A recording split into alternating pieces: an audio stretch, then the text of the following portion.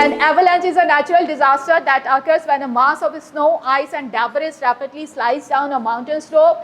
This sliding movement can be triggered by various factors such as snowpack. Snowpack का मतलब तोदा, वही ऊपर से बर्फ गिरनी शुरू हुई और फिर क्या हुआ, छोटा सा गोल बना, गोल बनते बनते बनते वो बड़ा होता चला जाता है, ठीक है, वो पूरा तोदे की शक्ल इख्तियार कर लेता है और वो किसी पे अगर गिरता है तो फिर उससे बहुत ज़्यादा नुकसान पहुँचता है, ठीक है। और कभी जो है वो लूज जो है स्नो वो भी गिर रही होती है और उसकी मैंने आपको बता दी कि बजाय ह्यूमन भी हो सकते हैं जो उन्होंने स्केटिंग के लिए जो पहने हुए होते हैं लंबे लंबे से, वो जो है अगर उसकी नोक जो है वो कहीं लग गई है तो वहाँ से फौरी स्लाइड करना वो शुरू कर देगी और कोई ऐसी जगह पे लग गई तो वो पूरी जो है वो स्लाइड कर जाएगी बर्फ़, तो ये हो सकती है। अच्छा, इसके अलावा मैंने एक और चीज़ आपको जो वहाँ के रहायशी लोग हैं जिन्होंने बताई वो भी मैंने आपको बता दी कि अपने घर से जो है बाहर उनको लाजमी साफ़ करना पड़ेगा, वरना बाय लॉ उनके ऊपर पेनल्टीज़ आ जाती हैं, ठीक है, तो वो सफाई करनी पड़ती है। बाहर की तो गवर्नमेंट कर देगी लेकिन अपने पास से खुद करना है,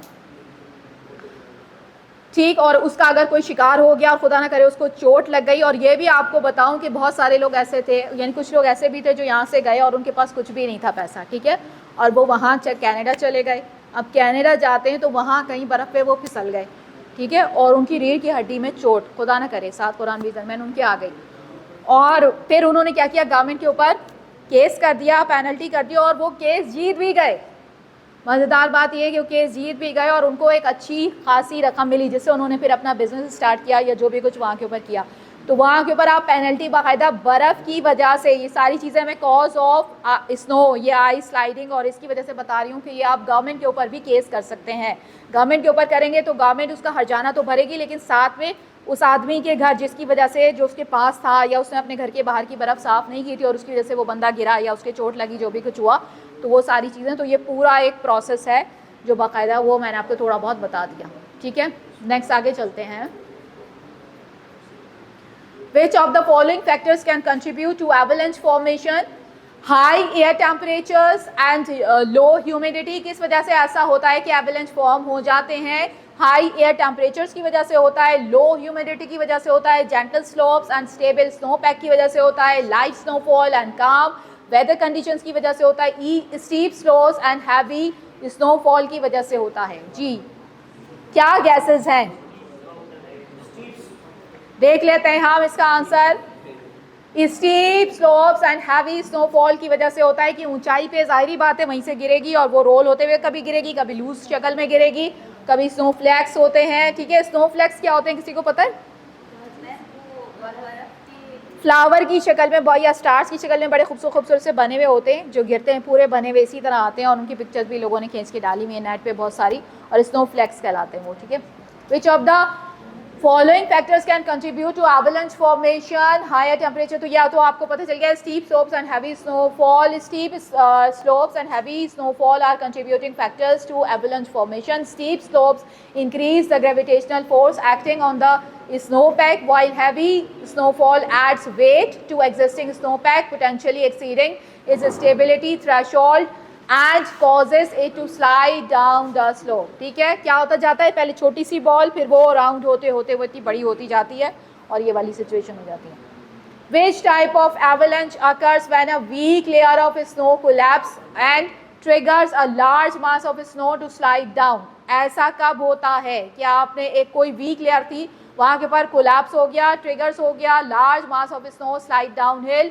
लूज स्नो एवलांच में होता है, स्लैब एवलांच में होता है, पाउडर एवलांच में होता है, वेट एवलांच में होता है। अब ये आपको किस्में भी पता चल रही हैं एवलांच की, कि एवलांच कितनी किस्म के हो सकते हैं, ठीक है। वो बर्फ़ की सिलों की शक्ल में भी हो सकते हैं, वो लूज जिस तरह आपको स्नो पता है उस शक्ल में भी हो सकते हैं, ठीक है, और वो किस शक्ल में भी हो सकते हैं, स्लैब की शक्ल में, पाउडर की शक्ल में, वेट एवलांच की शक्ल में। तो ये स्लैब एवलांच ऐसी होती है कि मैंने बताया कि अगर आपका वो जो आपके पाँव में आपने बांधा हुआ था उसकी नोक अगर वहाँ लग जाती है तो वो पूरी सेल जो है वो इस तरह गिरना शुरू होगी वहाँ से, ठीक है, और फिर बड़े पैमाने पे जो पूरी बर्फ़ है वो वहाँ से वो गिरेगी। तो slab avalanche occurs when a cohesive layer of snow known as slab breaks loose and slides downhill. The slab is typically triggered by a weak layer with the snow pack and collapses under the additional weight or external factors like a skier or a snowstorm. Skier मैंने बता दिया, and a snowstorm. Slab avalanches are often the most dangerous type due to their potential size and destructive force। ठीक है, बहुत ज़्यादा तबाही होती है इससे, पूरी की पूरी एकदम से वो गिरती हैं, स्लाइड्स गिरना शुरू होती हैं, स्लैब्स जो बनी हुई हैं आपकी, वो गिरना शुरू होती हैं। तो अच्छा जी, which of the following is not a factor using in assessing avalanche risk, इसमें कौन सा ऐसा है जो फैक्टर नहीं है, not a factor use assessing avalanche risk, terrain steepness, snowpack stability, wind speed, air humidity. देख लेते हैं, आई थिंक एयर ह्यूमिडिटी देख लेते हैं क्या इसका आंसर है। Air humidity. Air humidity is not a factor typically used in assessing avalanche risk. Instead of factor like terrain, steepness, snowpack, stability, including the presence of weak layers, and wind speed are crucial in evaluating the potential for avalanches. ये सारी चीज़ें जिससे आपको पता चल सकता है कि यहाँ बर्फ़ स्लाइड कर सकती है, यानी पहले से आपको किस तरह पता चलेगा, आप असेस कर रहे हैं कि यहाँ पे ऐसा हो सकता है, एवलांच का रिस्क मौजूद है, किस वजह से, ये वाले फैक्टर्स होंगे। क्या फैक्टर्स हो सकते हैं, स्टीपनेस हो सकती है, ऊंचाई से जो बर्फ गिर रही है, जो ये वाली कंडीशन हो सकती है, स्नो पैक की स्टेबिलिटी हो सकती है, ऊपर से जो गिरता है वो गोल गोल होकर बड़ा तोता बन जाता है, ये वाली हो सकती है, विंड स्पीड हो सकती है, हवा बहुत तेजी से चल रही है जिसकी वजह से ऐसा हो सके, ठीक है। तो ये सारी चीज़ें काउंट करती हैं, सिर्फ ह्यूमिडिटी जो है वो इसके अंदर काउंट नहीं होगी, जिसकी वजह से आप अंदाज़ा कर सकें कि यहाँ एवलांचेस मौजूद हैं या नहीं है, ठीक है। तो ये वाली कंडीशन हो सकती है। Air humidity is not a factor typically use in assess the factors help determine the likelihood and severity of an avalanche occurring. इसके बाद क्वेश्चन है, what is an avalanche transceiver use for. Avalanche transceiver किस मकसद के लिए इस्तेमाल होता है, मॉनिटर वेदर कंडीशंस और mountains, sending distress signals during an avalanche, predicting the occurrence of avalanches, located buried avalanche victims. किसके लिए इस्तेमाल होता है ट्रांसीवर। ट्रांसीवर एक दिया जाता है, मैंने कहा कुछ आपको इंस्ट्रूमेंट्स दिए जाते हैं, उनमें से एक इंस्ट्रूमेंट का नाम है ट्रांसीवर, ठीक है।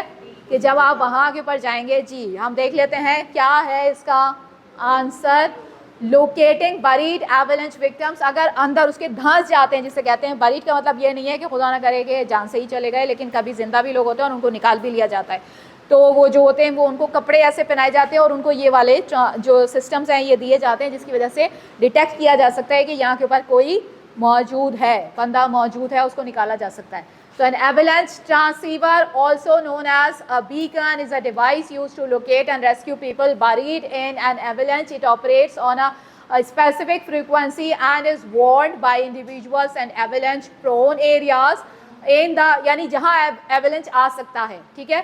In the event of avalanche, rescuers use their transceivers to search for signals emitted by buried transceiver to locate victims under the snow.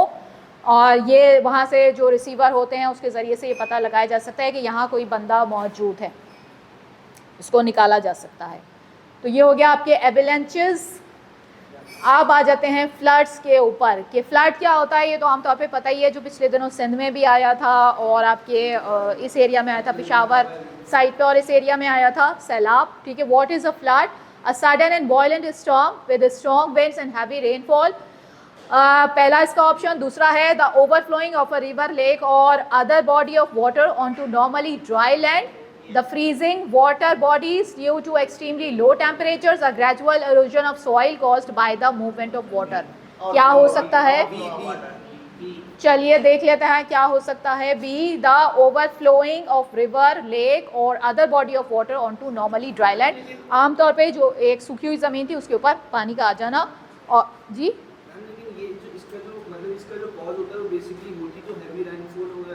हाँ, हैवी रेनफॉल तो होती है, लेकिन हमारे यहाँ क्या कॉज बना इसका। अगर पेशावर में आया फर्ज करो, तो पेशावर में ये किस वजह से आ गया है, क्या पानी, कैसे आया पानी, क्या हुआ था,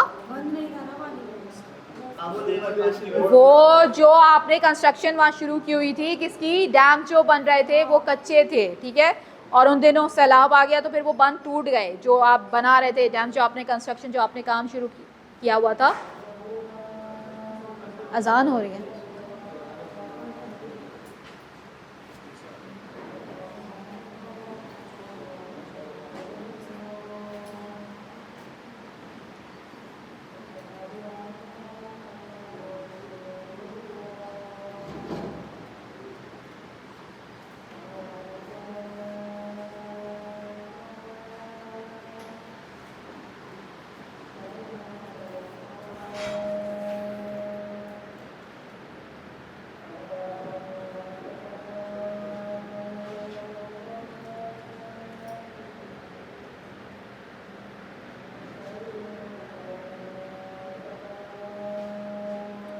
आँखों की सब लोग केयर कर लें। ग़िज़ा में भी ऐसी चीज़ें इस्तेमाल करें जो नमक मिर्च वाली ज़्यादा ना हो, तेल वाली, ठीक है।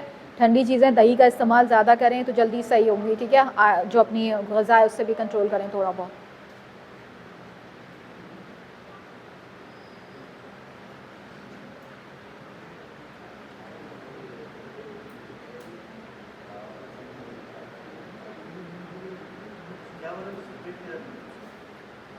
जी, इसको सही करना है थोड़ा बहुत, तो जो आपके जो नेचुरल नुस्खे होते हैं उन्हीं में से थोड़ा बहुत दही का इस्तेमाल और ऐसी नमक मिर्च वाली अगर शौकीन है थोड़ा सा छोड़ दें थोड़े से पीरियड के लिए, थोड़ा ऐसी हल्के नमक मिर्च की, काली मिर्च नमक डाल लिया मसलन, ऐसे खा लिया, इस तरह की चीज़ें करके। दही में अगर आपसे चीनी डाल के नहीं खाया जा रहा है, आप थोड़ा सा उसको काली नमक मिर्च डाल के खाओ, वो वाली मिर्च ना डालो, लाल मिर्च या हरी मिर्च ये वाला इस्तेमाल नहीं, ठीक है। तो इस तरह से करके जल्दी सही हो सकता है। तो the overflowing of a river, lake or other body of water onto normally dry land, यही था इसका। The flood refers to the overflowing of a river, lake or other body of water onto normally dry land. It occurs when there is an excessive amount of water that exceeds the capacity of water body, resulting in the water spreading over nearby areas.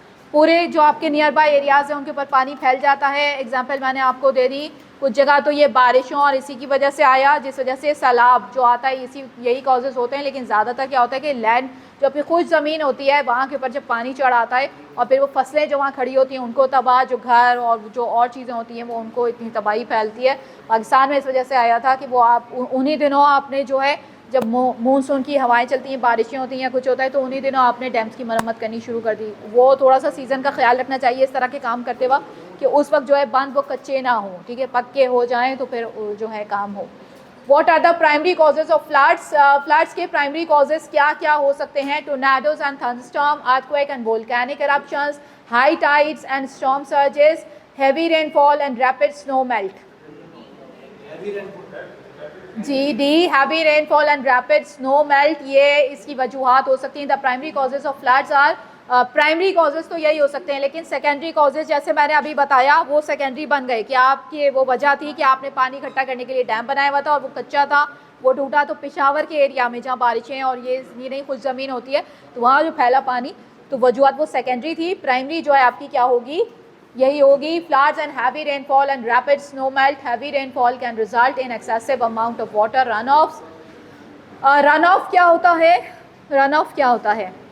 पानी का बहना, ज़मीन के ऊपर ऊपर बहेगा, ठीक है। वो नीचे जो है वो जिस तरह ज़मीन सक करती है पानी, तो वो वाली कंडीशन नहीं होगी, लेकिन वो भी होती है जब हम पढ़ेंगे हाइड्रोलिक साइकिल, जब हम पढ़ेंगे तो उसके अंदर पानी के मुख्तलिफ हम पढ़ेंगे कि कब नीचे जो होता है और वो अंडर वाटर जिस तरह चलता है, सॉरी अंडरग्राउंड जिस तरह रन करता है वो कौन से होते हैं। तो ये ऊपर वाला जो ऊपर ऊपर फैलेगा और फैलता है और अपने रास्ते बनाता है वो जो है रन ऑफ कहलाता है।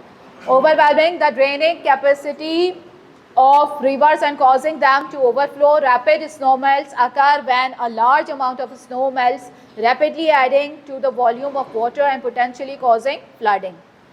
Question number 3, which type of floods occur as a result of prolonged and continuous rainfall over a large area? तो फ्लैश फ्लड होता है, रिवराइन फ्लड होता है, कोस्टल फ्लड होता है या अर्बन फ्लड होता है?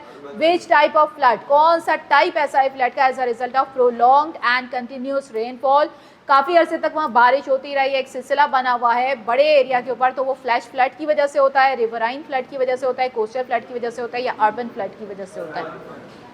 देख लेते हैं हम। ये रिवराइन फ्लड की वजह से होता है। रिवर जो दरिया जहाँ पे होंगे वहाँ इर्द गिर्द में पानी फैला होगा। Riverine floods occurs as a result of prolonged and continuous rainfall over a large area. This type of flood affects rivers and their surroundings areas, as the excessive rainfall causes the rivers to rise and overflows their banks in dating adjacent low lying areas. ठीक है, ये जो है करीब के area उसका पूरा पूरा अंदर डूब जाते हैं और दरिया के नीचे चले जाते हैं और फिर आपको रिवराइन फ्लड्स आ जाते हैं। विच of the following is not a potential consequence of flooding? इसमें से कौन सा ऐसा है जो पोटेंशियल कॉन्सिक्वेंस नहीं है फ्लडिंग का? Destruction of infrastructures and buildings, contamination of water sources, spread of water borne diseases, decrease soil erosion and increase fertility. which is following is not a potential consequence of flooding. Potential consequence नहीं है flooding का, destruction of infrastructure and buildings. जो हम buildings जो हैं वो गिरा रहे हैं और नई के लिए जो हम बनाते हैं जो इस तरह कर रहे हैं, contamination of water sources, spread of waterborne diseases या decrease soil erosion and increase fertility. Decrease soil erosion and increase fertility. Soil erosion जो है वो डिक्रीज हो रही है एंड इंक्रीज हो रही है fertility. Flooding can have various negative consequences including destruction of infrastructure and buildings, contamination of water sources and the spread of waterborne diseases. However, flooding does not typically result in decreased soil erosion and increased fertility. इसकी वजह से जो है ये flood नहीं आता कि आपकी सॉइल इरोजन जो है वो डिक्रीज हो रही है या इंक्रीज फर्टिलिटी जो है ज़मीन के अंदर पैदावारी सलाहियत. फर्टिलिटी क्या है? पैदावारी सलाहियत बढ़ी है तो इसकी वजह से फ्लड नहीं होता. In fact flood can cause significant erosion and sediment depositing which may impact soil fertility in the affected areas. इसकी वजह से ऐसा होता है कि जो है सॉइल आप देखते हैं कितना रह गया. ये वाला जो ये पूरा दिखाइएगा मुझे कितना रह गया है. बस ये ड्रॉट हम छोड़ देंगे, यहाँ से हम कंप्लीट करके यहीं पे हम आज कंप्लीट रखेंगे अपना ड्रॉट, फिर इंशाल्लाह बाद में करेंगे. अच्छा जी, what is flood plain? A device use. Flood plain क्या होता है? Device use measure flood water levels, a type of flood resistant building material and area of land adjacent to a river that is prone to flooding. A method use to predict the occurrence of floods. Flood plain क्या होता है? A device, ये कोई ऐसी device का नाम है, major flood water levels के जिससे हम फ्लड वाटर के लेवल्स को नाप सकते हैं. A type of flood resistant building material, ये कोई फ्लड रेसिस्टेंट बिल्डिंग मटेरियल का नाम है. An area of land adjacent to river that is prone flooding, कोई सी ऐसे एरिया का नाम है कि जहाँ फ्लड आ सकता है. The method use to predict the occurrence of floods, या कोई ऐसा मेथड है जो पहले से फ्लड के बारे में बता सकता है. क्या है इसका सही आंसर? फ्लड प्लेन किसे कहते हैं हम? सी. कहा इन्होंने? An area of land adjacent. An area of land adjacent to a river that is prone to flooding, एक ऐसा एरिया जो आने वाले दिनों में वहाँ सैलाब आ सकता है, ऐसे एरिया को हम कहते हैं flood plain. A flood plain is an area of land adjacent to a river that is prone of flooding. Flood plains are naturally form through the deposition of sediments carried by the river over time. इसके through sediments का मतलब होता है टुकड़े. जब ये मैंने आपको बताया था पहले भी कि सेडिमेंट जो है वेदरिंग की कंडीशंस में हमने पढ़ा था रॉक की फॉर्मेशन में कि सेडिमेंट जो रॉक्स बनते हैं उनके अंदर ये चीज़ मौजूद थी, और ये रिवर्स के अंदर भी आएगा कि वो सेडिमेंट जो है वो कैरी करके ले जाता है carried by the river over time. They serve as important ecosystems, माहौलियात बनाते हैं and can provide valuable agricultural land but also pose a risk of flooding due to their proximity to the river. ठीक है, river की वजह से ये चीज़ यहाँ मौजूद रहती है कि हो सकता है आने वाले दिनों में यहाँ सैलाब आ जाए. वैसे रिवर के नज़दीक हम देखते हैं अमूमन चावल की फसल बहुत अच्छी काश्त हो सकती है. ठीक है, क्योंकि चावल के अंदर आपको क्या चाहिए होता है? ज़्यादा पानी ज़्यादा चाहिए होता है, खड़ा रहता है उसके ऊपर, फसल के ऊपर पानी. अच्छा, हमेशा याद रखना कि ज़मीन में जो भी आप चीज़ बोते हैं, तो सिर्फ यहाँ के ऊपर बस थोड़ा सा एक्सप्लेन करके यहीं के ऊपर छुट्टी चाहूँगी कि ज़मीन जो है जब हम एक फसल वहाँ के ऊपर बोते हैं, ग्रो करते हैं, तो अगर ज़मीन की नौइयत जो है वो चेंज हो जाती है. ठीक है, और उस चेंज होने की वजह से अगर फ़र्ज़ कर लो हमने चावल बोया वहाँ के ऊपर, तो अब ज़मीन के ऊपर पानी खड़ा हो गया, जिसकी वजह से ज़मीन को ख़तरा क्या होता है? सेम और थोर, दो तरह की बीमारियाँ होती हैं. ठीक है, उन दोनों तरह की बीमारियों के अंदर थोर का मतलब नमक ज़्यादा हो जाएगा, सेम का मतलब पानी ज़्यादा हो जाएगा. वाटर लॉजिंग जैसे हम कहते हैं इंग्लिश में, जब आप पढ़ेंगे तो आप पढ़ेंगे कि वाटर लॉजिंग क्या होती है. तो इस तरह के ख़तरा ज़मीन को हो जाते हैं. उसको दूर करने के लिए उसके ऊपर जो नेक्स्ट आप काश्त करते हैं वो कोई और सी फसल काश्त करते हैं. मसलन अब आपने पानी वाली फसल नहीं काश्त करनी, अब आपने कौन सी फसल काश्त करनी है? जो पानी सक करेगी. मसलन आप कोई ऐसी फसल गन्ने की कर लो जिसमें आपको रसदार, आपको ऊपर पानी चाहिए होता है. इस तरह की कोई फसल जो आप काश्त करने की कोशिश करते हैं वहाँ से कि ज़मीन की फर्टिलिटी जो है यानी पैदावारी सलाहियत वो बनी रहे.